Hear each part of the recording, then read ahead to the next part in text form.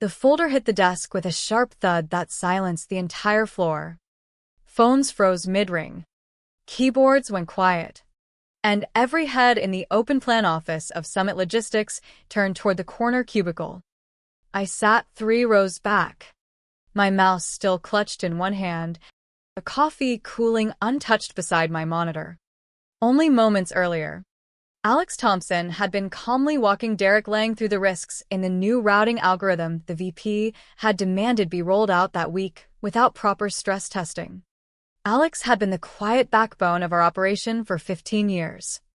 In our Chicago area headquarters, where thousands of shipments moved daily through 3 warehouses and a network of partner hubs across the Midwest and East Coast, Alex knew every line of legacy code that kept the Frankenstein-like fulfillment platform alive.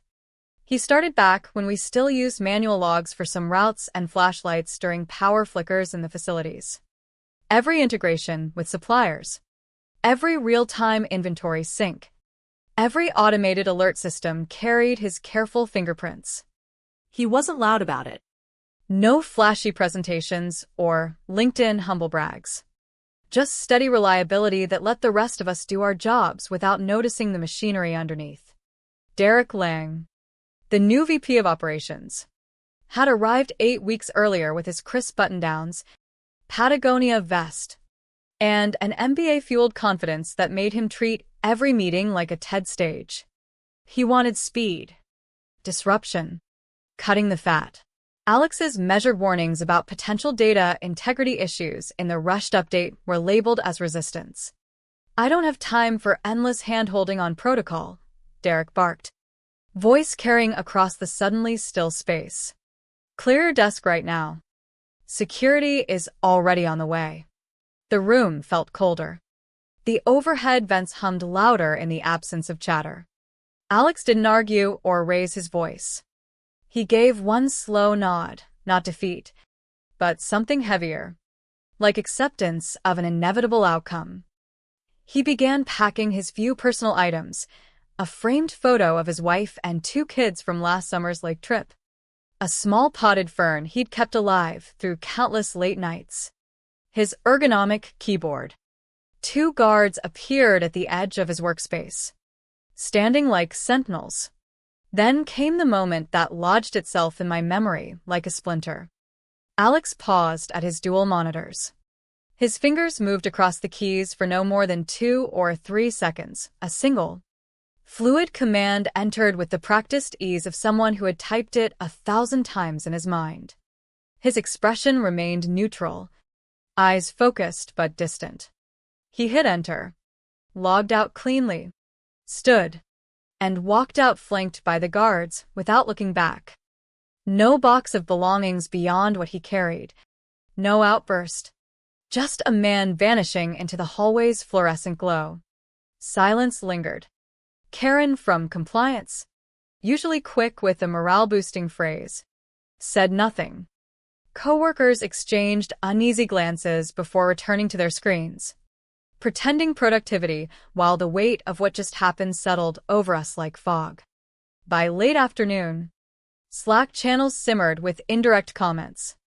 No one named Alex outright at first, but the shift in atmosphere was palpable. That Friday evening, the office emptied slower than usual. People lingered at desks, checking emails one more time, as if waiting for the other shoe to drop. The automated lights dimmed at 6, casting long shadows across empty cubicles. I drove home to my apartment in the suburbs, replaying the scene. Alex had built so much of what kept Summit running during peak seasons, holiday rushes, and even the supply disruptions of recent years. Firing him felt not just harsh but short-sighted. Saturday morning brought the first company-wide email from Derek. Titled Efficiency First, it framed Alex's departure as a strategic realignment and urged everyone to embrace faster processes. The overconfident tone, complete with an edited photo of Derek on LinkedIn smiling in front of our branded wall, left a sour taste. My spouse glanced over my shoulder at breakfast and shook their head. Meanwhile, The backend team noticed minor lags in the Saturday inventory sync scripts. Nothing catastrophic, just delays in the crawlers that normally hummed along seamlessly. The kind of hiccup Alex would have spotted and patched before anyone else noticed. No one wanted to dive deep into the legacy modules he had maintained. By Saturday night, messages started trickling in from procurement about duplicate entries in order batches. A vague unease spread, like the first distant rumble of thunder. Sunday brought deeper access requests to the old codebase. Alex had held unique legacy permissions, rooted in the original Unix-like shell from years before the current CTO's tenure. Derek rejected them bluntly during a call that an intern accidentally captured in a now-deleted post. The system showed no unusual logouts, no downloads, no credential flags from Alex's exit. He had simply removed himself with surgical precision. That quiet departure was in peace. It felt like the calm before a carefully engineered storm. Late Sunday, the security lead shared a screenshot of an unanswered text sent to Alex, a simple check-in after the rough exit. Delivered, but no reply. Operations continued superficially, no crashes yet, but fulfillment flags appeared on closed orders. And the warehouse dashboard froze on Friday's final sync timestamp. The tension built in group chats. People lurked, reading but not posting, sensing something irreversible had been set in motion. Whatever Alex had entered in those final seconds wasn't rage. It was design. A safeguard woven into the system's core years ago, anticipating exactly this kind of disruption. The realization would come too late. But by Sunday night, sleep evaded many of us. The machine we all relied on had just been told to protect itself. Monday morning arrived with deceptive normalcy. I reached my desk at 6:45 a.m., the office still half empty. The scent of fresh coffee from the break room mixing with the sterile air. By 7:03 a.m., the first alarm came from the warehouse floor. Jess in inventory called me, her voice a strained whisper over the line. The terminal won't load past Friday's manifest. It's stuck on the same pallet count. I refreshed my own screen.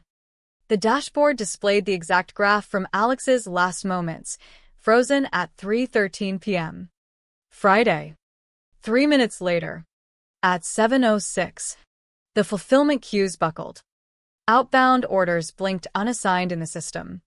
The pick and pack flow, which normally refreshed every few seconds, slowed to a crawl. Auto-routing scripts looped endlessly, picking batches only to reset. Procurement logs spiraled into recursive cycles. An order triggered a purchase request, which looped back to demand more inventory checks, creating a digital Ouroboros. Monitors across the procurement area flashed red alerts. Interns exchanged panicked looks. One started tearing up quietly. Then, at 7:12 a.m., the inventory tracker recalculated every SKU across 4 warehouses, 12 distribution centers, and 32 partner nodes to zero. On paper, Summit Logistics held no stock, equivalent to an empty garage sale after a storm. Panic rippled through the floor. Calls flooded in from drivers waiting at loading docks, suppliers questioning delayed payments, and clients noticing shipment delays. Derek arrived at 8:04 a.m., iced latte in hand, still projecting that same assured grin. He asked for a status update. The ops team stared in stunned silence. When pressed again, Noah from IT stood slowly. We've isolated it to a core automation layer. Attempting a restore now. Restart it then, Derek ordered. They tried the override protocol. The screen flashed once, then displayed stark white monospace text on black. Enter legacy credential, Sysguardian root P. Biometric profile required. The IT lead froze. That's ancient architecture. We haven't touched those credentials in years. Derek leaned in. Bypass it. Noah shook his head. Can't. It's hard-coded into the original resiliency framework, tied to a specific biometric profile and root pair, Alex Thompson's. The color drained from Derek's face. You're saying the guy we let go is the only one who can unlock this? No one answered. The weight of it hit the room. Alex hadn't sabotaged anything. He had engineered a deliberate failsafe. A hard stop activated only by specific integrity violations, like unvalidated rapid procedural overhauls. The system had simply followed its own rules. By 9 a.m., a black SUV pulled up. Marcus Hale, a sharp-suited external systems consultant known for high-stakes recovery work, strode in with a laptop bag and his own mobile hotspot. He jacked into the legacy terminal with an obscure adapter and scanned logs for 30 seconds before leaning back with a low, incredulous laugh. You terminated your primary resiliency architect. Derek bristled. Focus on the fix. This looks like sabotage. Marcus cut him off. No sabotage. Clean, deliberate protocol engagement from the original failsafe framework, revision 2.4, dated years back. He dropped a thick folder on the table. Flipping to a clause. Guardian Protocol triggers full lockout requiring sysguardian root P authentication upon detected core inconsistencies. Flipping further. He pointed to a faded signature. Alex Thompson, lead systems architect. The same man Derek had publicly dressed down. Marcus continued. This wasn't a weapon. It was a safety break, triggered because recent changes violated system integrity thresholds. Reversal requires the original credentials or full framework rebuild, 6 to 8 weeks minimum. The room went still. Power had quietly shifted to the absent Alex. Clients began emailing complaints. A major medical supplier threatened to cancel Q4 contracts over SLA breaches. Another cited reputational damage. Q4 projections, built around those renewals, now teetered. Derek sweated through his shirt in the corner during the emergency board Zoom, trying to spin it as a credentials glitch. Marcus interrupted flatly. The system did precisely what it was designed to do: protect itself. Legal counsel Marcia clarified on the call. The profile was expired post-termination. Reactivation required reinstatement, which violated the 6-month rehire restriction in the severance agreement. The CEO, joining from his home office with disheveled hair, demanded options. None existed without Alex. The search for him began quietly. By Tuesday, the CEO had cut his Tahoe trip short. The Zoom filled with board members from across time zones. The mood somber. 3 key clients had already signaled contract risks. Derek sat isolated, attempting composure. We're pursuing workarounds on the deprecated controls. Marcus, patched in remotely. Shut it down. This is triggered protocol, not a glitch.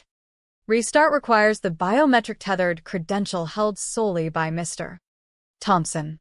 Marcia shared the highlighted severance clause on screen. Rehire or contracting prohibited without explicit former employee consent and risk division approval. Heads turned to Derek, who stammered about formalities. Marcia replied calmly. It's legally binding under updated compliance standards. The consultant sipped his drink.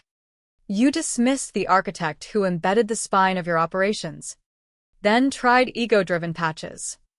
The CEO spoke finally. Locate Thompson. The boardroom tension thickened. Messages reached Alex through back channels. A junior analyst, Aisha, sent a careful signal note acknowledging the protocol and the chaos. Alex replied after nearly half an hour, 4 precise sentences. It's not personal. The framework was built for safety. It engaged correctly. Fix requires proper authorization. No bitterness. Just architectural clarity. The tone in internal communications shifted overnight. Former critics now called Alex mission critical. Derek withdrew to his office. Door closed. Legal drafted contingencies while PR prepared damage control statements. The system remained locked, not broken, but obedient to rules Alex had written when no one else understood the risks. Wednesday brought Derek's ill-advised back-channel email to Alex's archived personal address. No hard feelings, let's discuss. HR routed it to legal immediately, issuing a warning for violating severance terms. The irony stung. The man who dismissed protocol now choked under layers of it. The CEO stepped in with a direct call. Name your terms. We need the system operational. Alex's response came measured. He would not return as employee but contract remotely. Terms included triple prior compensation prepaid and non-refundable. All communication via a single point of contact, Aisha. No on-site visits. And, crucially, an amendment retaining non-exclusive IP rights to the resiliency framework, if terminated again. Full architecture rights reverted to him for future licensing. Legal reviewed it. Marcia noted it was generous. He could have demanded more. The board approved swiftly. Payment cleared by afternoon. Encrypted access was granted quietly. Somewhere in his modest apartment across town, Alex logged in from a simple setup of 3 vertical monitors, wearing comfortable flannel pants, sipping from a worn mug. No fanfare. He initiated the rollback with steady keystrokes, line after line of code cascading like a controlled release. Thursday at 6 a.m. The terminal heartbeat returned under Alex's remote guidance. No announcements. Just subtle pings reviving across the network. Inventory RFID connections reestablished. SKUs repopulate from 0 with improved demand-based prioritization Alex had silently patched in. Fulfillment queues cleared by 6:44 a.m. Routing drivers anew. The pick and pack floor stirred back to life. Supervisors who had endured days of frozen chaos exhaled collectively. Alex worked unseen, no Slack status, no camera. He simply monitored logs from his desk. The system awakening smarter, more resilient. At headquarters, Derek's office stayed shuttered. Rumors swirled. Board intervention. Device lockout. His nameplate remained, but the space felt abandoned.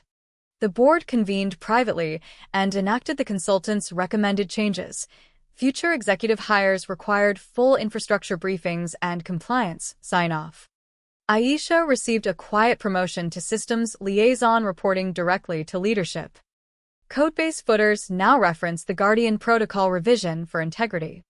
Stability returned, not the fragile old kind, but a quieter, wiser hum. By Friday morning, an HR memo at 6:12 a.m. announced Derek Lang was no longer with the company. No details. No farewell. His framed motivational poster was left by the elevator. Desk cleared.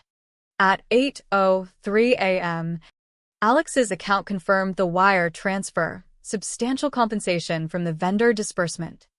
He didn't celebrate publicly. Just another coffee. Same mug. Final command entered at 8:16 a.m. Unlock SysGuardian Root P. The system accepted instantly. Auxiliary services resumed. Logs cleared. Architecture synchronized perfectly. In the boardroom, Marcus closed his laptop. Next time, understand what protocol truly means before overriding it. Silence followed. Acknowledgement heavy in the air. Across town, Alex leaned back, watching the scrolling logs like a restored pulse. He closed the laptop, gazed out the window, and said softly to the empty room, "I wasn't vengeful. I was responsible." The company resumed operations. Shipments flowing again. Clients reassured. But the lesson lingered unspoken. The invisible experts who sustain the machine deserve more than a folder slammed on a desk. Hubris in leadership had nearly cost millions in lost revenue, damaged relationships, and reputational harm. We moved forward, but with new caution, valuing the quiet hands that hold the keys, questioning rapid efficiency that ignores foundations. What if every organization carried such hidden safeguards? How many more crises hide in overlooked code? Waiting for the moment arrogance meets reality, the system breathed again. But the echo of that single keystroke reminded us, some doors, once closed, demand humility to reopen. In the weeks that followed, Summit Logistics operated with newfound respect for its foundational layers. Aisha's role expanded, bridging technical legacy knowledge with executive decisions. Training sessions now included mandatory reviews of resiliency frameworks. No more unvetted rushes. Changes required validation layers Alex's protocol had enforced by design. Clients returned cautiously. Contracts renegotiated with stricter SLAs acknowledging recent disruptions.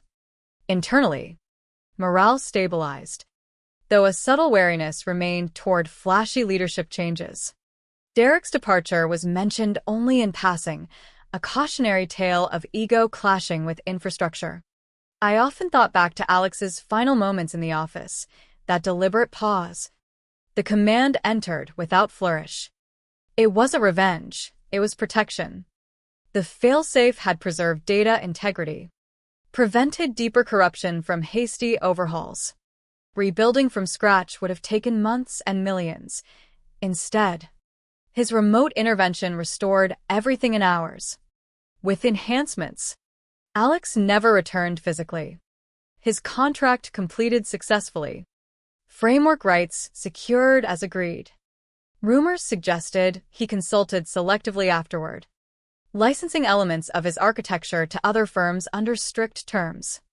Summit thrived again, but transformed leaner, more collaborative between operations and engineering. Yet the story haunted quiet conversations over lunches or late shifts.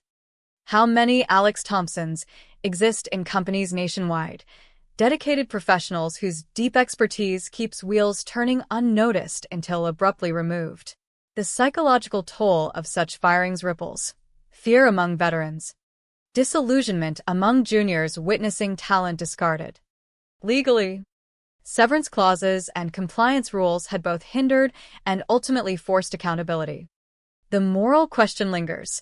In our rush for agility and disruption, do we undervalue the stewards of complexity? Alex's calm exit exposed the fragility of systems built on human insight. Companies chase metrics and bold moves, but forget the human element embedded in every line of code and process. As shipments rolled out reliably once more, the office lights hummed steadily. No crashes, no loops, just quiet competence restored on terms that honored the architect. I sipped my coffee one morning, glancing at the now empty corner cubicle, and wondered how many other hidden protocols waited across industries, ready to remind us that true power often rests in the hands of those we overlook until we can't. The system had spoken, and we had finally listened.